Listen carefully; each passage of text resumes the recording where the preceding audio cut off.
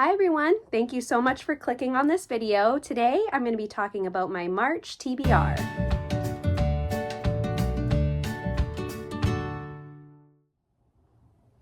So I have been very ambitious as far as my reading goals so far this year. I've been averaging about 5 to 6 books a month so far, which is really good for me considering I work full time and my kids are extremely busy. I'm basically at their mercy as far as their schedules go. I'm a glorified taxi driver at this point, so I'm pretty proud of that so far. So my goal for this month, for March, I figure it's a longer month. I'm going to shoot for 7 books. So I'm going to talk about the books that I'm hoping to get to this month and that I'm looking forward to reading. So let's get into it.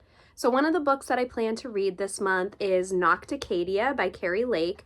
I recently finished Anathema by Carrie Lake, and that was my first book of hers, and I immediately am obsessed. That is one of my favorite books of 2025 so far. It was a 6-star read for me, hands down. So I immediately wanted to pick up another one of her books, and I've heard this is a really good one. It's a standalone.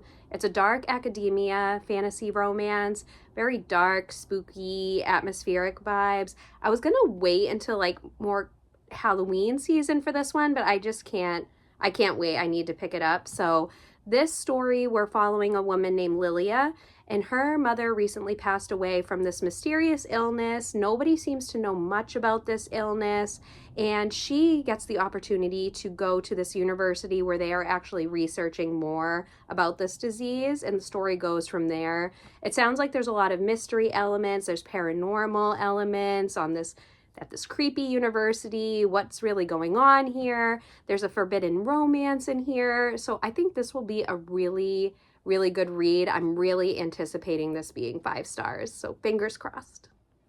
So the next book on my list is Reckless by Elsie Silver. I am been wanting to pick this up. I love the Chestnut Spring series. This is so much fun. I loved the first 3 books so much. I love Elsie Silver's writing, and I've been wanting to pick this up. I just haven't for whatever reason, but I'm really excited to go back into this world with these characters.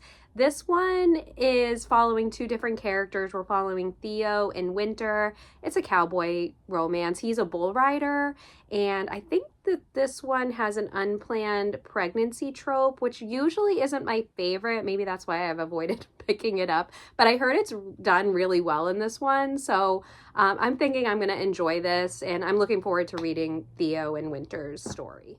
Okay, so the next book that I'm wanting to get to this month is book number 8 in the Zodiac Academy. This is Sorrow and Starlight, like I said, book number 8 by Carolyn Peckham and Susan Valenti.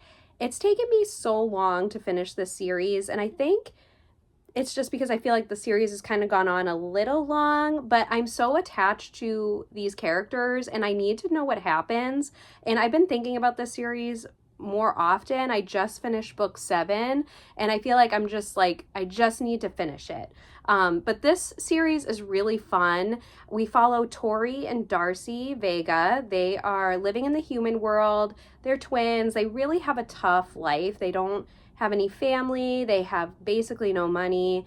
And it's basically, they're just trying to survive. This handsome vampire shows up one day and says, "You are the long-lost princesses of our Fae world. You have to come to Zodiac Academy so you can claim your inheritance."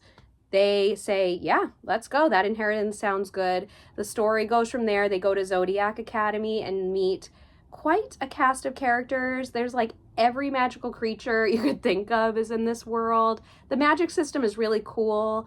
It is a bully romance, so that's not for everybody, but this is really entertaining. It's kind of like, trashy reality television. I love it. I am so wanting to know what happens with our characters.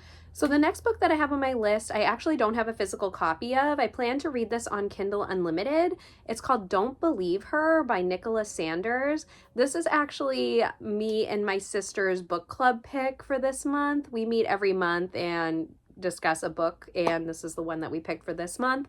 It's a psychological thriller, and we're following a woman whose best friend ran away 12 years ago, and suddenly she comes back. Everyone's so happy she's back, but this friend is like getting weird vibes and thinks, is this really my friend? What's going on? It sounds really fast paced, and I haven't read a thriller in a little bit, so I'm excited to get to this one. This next book I'm so excited to get to. This is book number 3 in the Artifacts of Areno series by Nisha Tooley.